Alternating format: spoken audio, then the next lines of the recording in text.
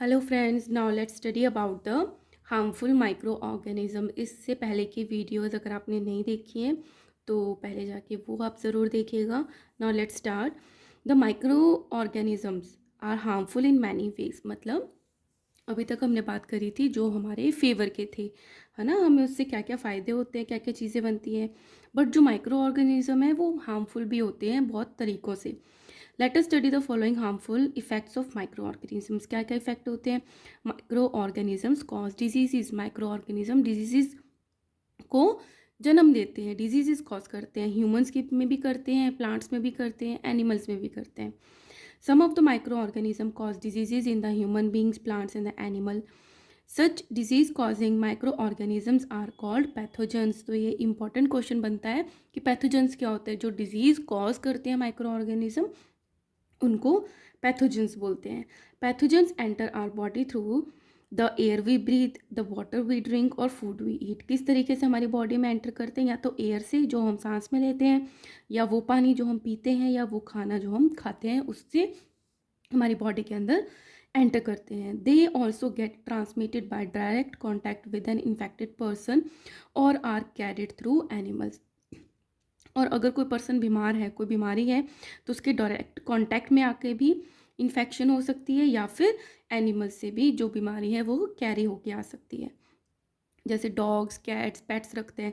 The microbial diseases that can spread from an infected person to other healthy person through air, water, food, physical contact और by the animals are called communicable diseases. Communication हम बोलते हैं ना, आपस में बात करना, communicate करना।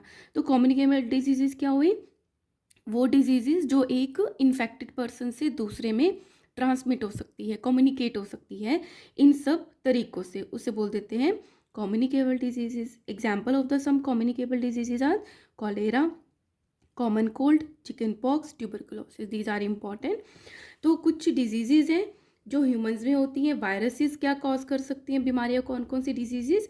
Common cold, influenza, dengue fever, poliomyelitis, hepatitis B, chicken pox, measles, mumps, small pox, rabies, AIDS. AIDS का फुल फॉर्म होता है एक्वायर्ड इम्यूनो डेफिशिएंसी सिंड्रोम। तो ये सारी क्या है? वायरल डिजीजेज हैं जो वायरस कॉज करता है। ह्यूमन की बात हो रही है, ठीक है। अब बैक्टीरिया क्या क्या बीमारियां कॉज कर सकते हैं? Typhoid, cholera, tuberculosis, anthrax, tetanus, food poisoning, diphtheria and the plague. तो ये बैक्टीरिया कॉज करते हैं। प्रोटोजोआ कौन से कर सकते हैं? मलेरिया। ये इंपॉर्टेंट क्वेश्चन है कि जो मलेरिया है वो कौन कॉज करता है? एक प्रोटोजोआ। काला आजार, एमीबिक डिसेंट्री, स्लीपिंग सिकनेस, ये सारी बीमारियां प्रोटोजोआ कॉज करते हैं। जो फंजाई है वो कॉज करते हैं रिंग वॉर्म, एक स्किन डिजीज होती है जिसको दाद बोलते हैं, ठीक है। Now let us study in detail the various ways by which the communicable disease is spread. तो इन्फेक्टेड पर्सन है, यहाँ पे बाय एयर से खांसी जुकाम हो गया, और पानी से डिजीज़ हो गई, पेट में दर्द होने लग गया, मॉस्किटो प्रोटोजोआ हो गया, ये बैक्टीरियल हो गया, और फूड से भी जो इन्फेक्शंस हैं वो ट्रांसमिट होती है हेल्थी पर्सन में। So these are the different mode of transmission of diseases. First पे पढ़ेंगे हम through the air we breathe. उससे क्या क्या होता है? जो हम सांस लेते हैं, अगर उसमें माइक्रो ऑर्गेनिज्म प्रेजेंट है तो वो क्या कॉज कर सकते हैं? कॉमन कोल्ड, ट्यूबरकुलोसिस और pneumonia etcetera. Spread through the air we breathe. तो ऐसे क्वेश्चन बनता है कि एयर के थ्रू कौन से इन्फेक्शन हो सकते हैं? तो कॉमन कोल्ड, ट्यूबरकुलोसिस, निमोनिया क्या है? कुछ एग्जाम्पल्स हैं। For example, when a person suffering from a common cold sneezes और cough, fine droplets of the moisture carrying germs are release in the air. तो एक एग्जाम्पल है कि एयर के थ्रू कैसे स्प्रेड होता है। तो किसी को खांसी जुकाम है, तो जब वो उसको स्नीज करता है, छींक आती है या कफ करता है, तो उसके क्या होते हैं? फाइन कुछ जो ड्रॉपलेट्स होती हैं मॉइस्चर की, क्या होता है? जैसे कि थूक निकलता है ना, उस थूक में क्या होता है? जर्म्स प्रेजेंट होते हैं जो कि एयर में रिलीज हो जाते हैं। When a healthy person breathe such air. अब फिर हेल्दी पर्सन अगर उसके कांटेक्ट में आ गया, उसने उसी एयर को ब्रीथ किया, ब्रीथ इन किया, the germs enter in his और her body and infect the person, और पर्सन को इन्फेक्शन हो जाएगी। For this reason we should keep our hand और हैंडकरचीफ ऑन योर माउथ। तो हम अगर स्नीज करते हैं तो कफ करते हैं, तो इसलिए हमें हैंड और हैंडकरचीफ अपने माउथ और नोज पे रखना चाहिए वाइल कफिंग और स्नीजिंग, ठीक है। तो इस तरीके से ट्रांसमिशन थ्रू एयर होता है। Next is through the water we drink, पानी से किस तरीके से ट्रांसमिशन होता है। Some diseases spread through the water, for example cholera, typhoid and jaundice etcetera. The cholera causing microbes enter a healthy person through the water she और he drinks and infect them. तो अगर वो infected पानी जो P लेते हैं तो उससे उनको इन्फेक्शन हो जाती है। आफ्टर फ्लड्स और any other natural calamity we are advise to drink boiled water. तो जब जहाँ पे कभी बाढ़ आती है तो पानी कहाँ कहाँ से आता है, आके इकट्ठा होता है ना, तो तब एडवाइस किया जाता है कि बॉयल करके पानी पियो। Why? This is because many disease causing micro organism are present in water at that time.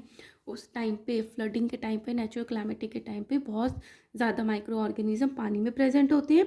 Boiling of water kill the micro organism. तो जब हम बॉयल करते हैं पानी को तो टेम्परेचर की वजह से, हाई टेम्परेचर की वजह से जो माइक्रो ऑर्गेनिज्म पानी में प्रेजेंट है वो मर जाते हैं।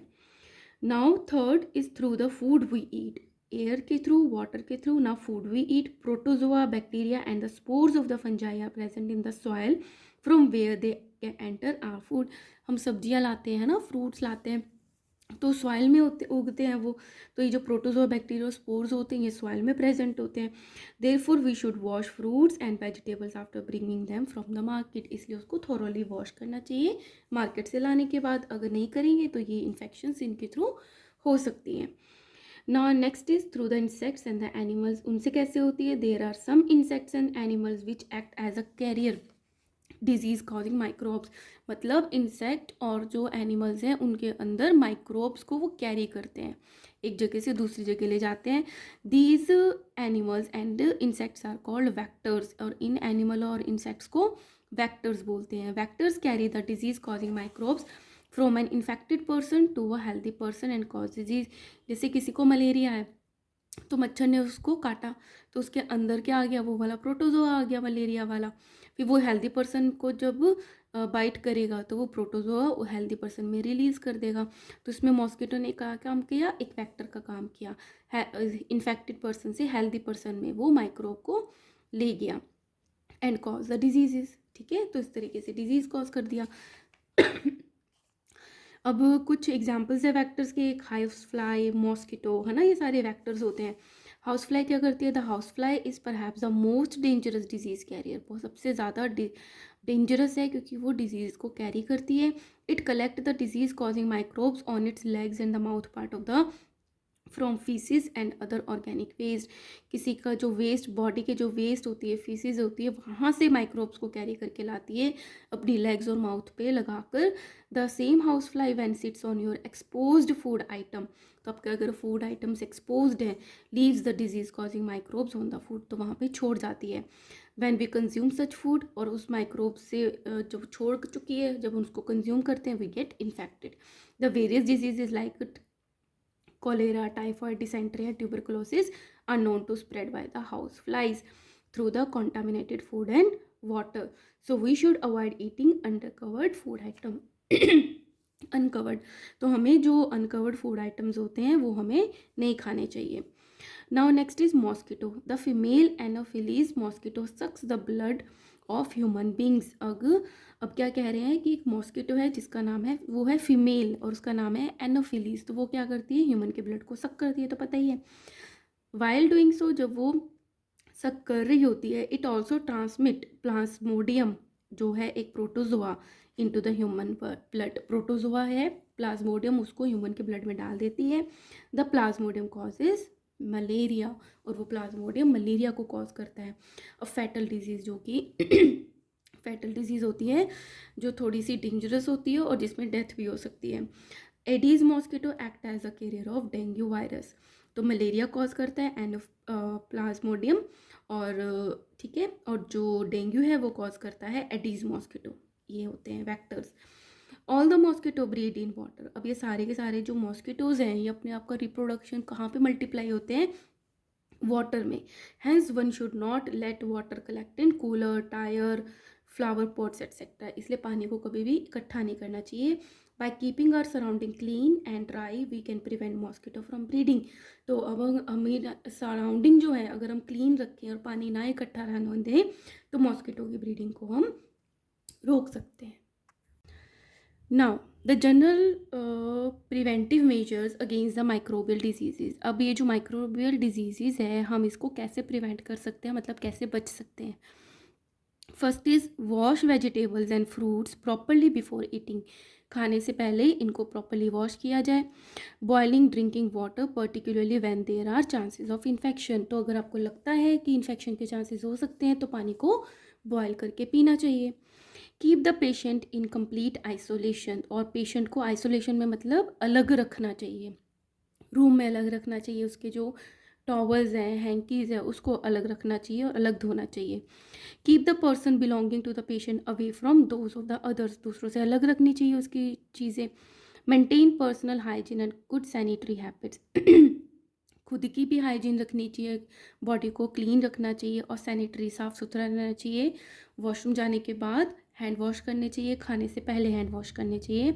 Sixth is vaccination to be given at suitable age to get immunity. और एक सुटेबल एज पे वैक्सीनेशन दे देनी चाहिए ताकि इम्यूनिटी बन जाए। Maintain good sanitation in the community.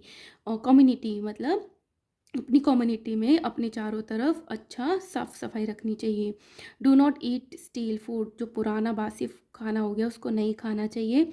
Protect your self from mosquito bytes by using mosquito net और मॉस्किटो रेपेलेंट क्रीम्स। और अपने आप को मॉस्किटो बाइट से बचाना चाहिए। या तो आप मॉस्किटो नेट का यूज़ करो या मॉस्किटो रेपेलेंट क्रीम्स होती हैं जो जैसे हम ओडोमॉस है वो लगा लेते हैं तो मॉस्किटो आके काटते नहीं हैं। So do not allow water to collect in the surrounding to prevent breeding of mosquito. बाहर हम पानी ना इकट्ठा होने दें ताकि मॉस्किटो ब्रीड ना कर पाए।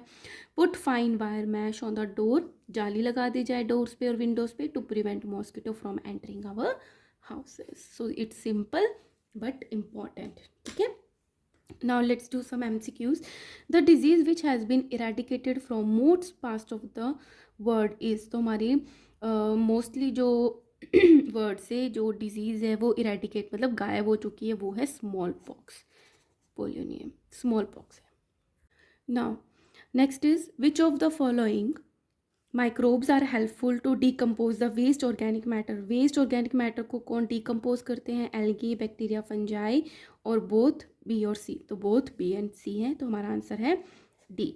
Third is which of the following vaccines is given for the protection against tuberculosis. Tuberculosis के अगेंस्ट जो प्रोटेक्शन देता है वो होता है BCG, जो बर्थ के जस्ट आफ्टर लगवाते हैं।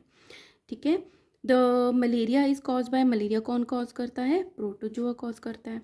द वायरस कॉजेज, वायरस क्या कॉज करता है? डेंगू फीवर, टिटेनस, रिंगवॉर्म और anthrax. Answer is dengue fever. ठीक है, now come to the diseases that causes in animals. The several micro organism cause diseases not only in the humans.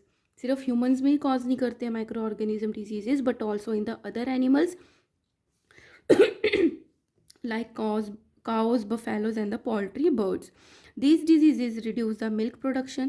और जब ये infect कर देते हैं, डिजीज़ कॉज करते हैं, तो एक तो मिल्क प्रोडक्शन में कमी आने लग जाती है, एग प्रोडक्शन में डेफिशिएंसी हो जाती है, रिड्यूस कर देते हैं growth of birds and may even cause the death. तो ये दिखा रखा है कि इस पेशेंट को, इस काउ को फुट एंड माउथ डिजीज़ हुआ है, इसको रेंडर पेस्ट हुआ है।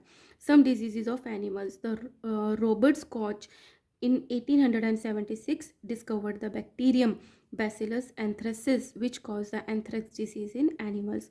तो एक डिजीज़ होती है एंथ्रैक्स जो कि एनिमल्स में होती है और वो कौन कॉज करता है? बैसिलस होता है बैक्टीरिया, बैसिलस एंथ्रेसिस कॉज करता है जो जिसको डिस्कवर किया था रॉबर्ट स्कॉच ने। Some common diseases cause by the micro organism in animals are shown in this table. जैसे हमने ह्यूमंस में पढ़ा था, सिमिलरली इसमें एनिमल्स में दे रखा है।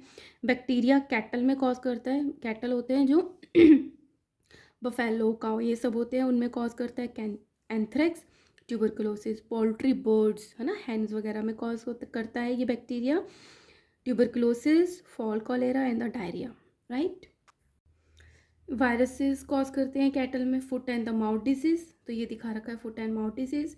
रेंडर पेस्ट, कैटल प्लेग बोलते हैं उसको, and the cow pox. Poultry में वायरस कॉज करता है fowl pox, Ranikhet and the bird flu.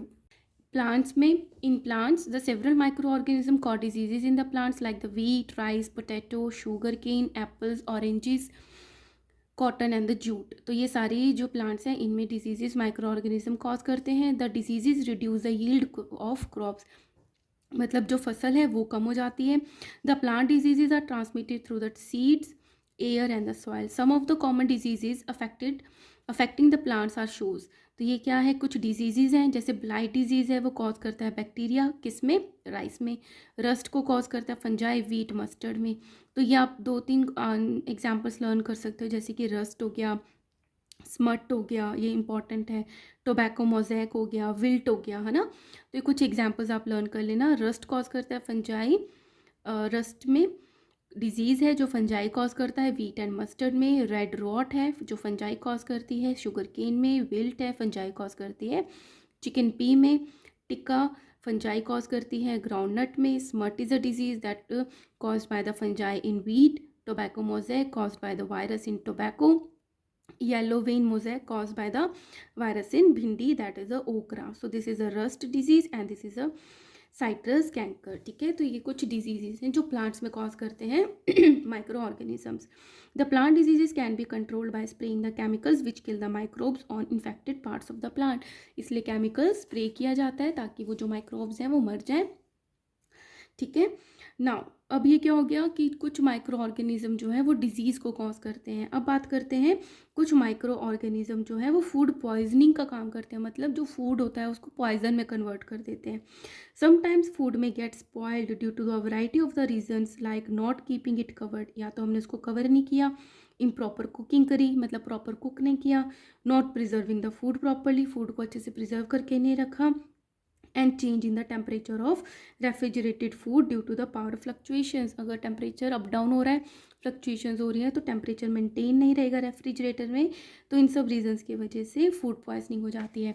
The micro organism that grow on our food sometime produce toxic substances which are harmful for our health. क्या होता है, कुछ micro organism जो हमारे food पे ग्रो करते हैं वो टॉक्सिक सब्सटेंसेस को रिलीज़ करते हैं जो कि हमारे हेल्थ के लिए हार्मफुल होते हैं। The toxic substances produce by the micro organisms make the food poison. और जो वो टॉक्सिक सब्सटेंसेस होते हैं वो हमारे फूड को क्या बना देते हैं, पॉइजन बना देते हैं, causing the serious illness called food poisoning, और इसको बोल देते हैं हम food poisoning. It can sometimes even cause death. The spoiled food can be identified by is unpleasant smell. अब स्पॉइल्ड फूड को कैसे पता चलता है कि उसकी स्मेल चेंज हो गई, ऑर्डर चेंज ऑर्डर, उसका खुद का स्मेल ख़राब हो गया है, bad taste. The major symptoms of the food poisoning are vomiting. तो फूड पॉइजनिंग में क्या होता है, वॉमिटिंग, डायरिया, एब्डोमिनल पेन, पेट में दर्द होगा, हेडेक एंड द फीवर। तो ये सिम्टम्स हैं कुछ फूड पॉइजनिंग के। बैक्टीरिया कॉजिंग फूड पॉइजनिंग, वो वाले बैक्टीरिया जो कि फूड पॉइजन को कॉज करते हैं, that is the salmonella, staphylococci and the Clostridium.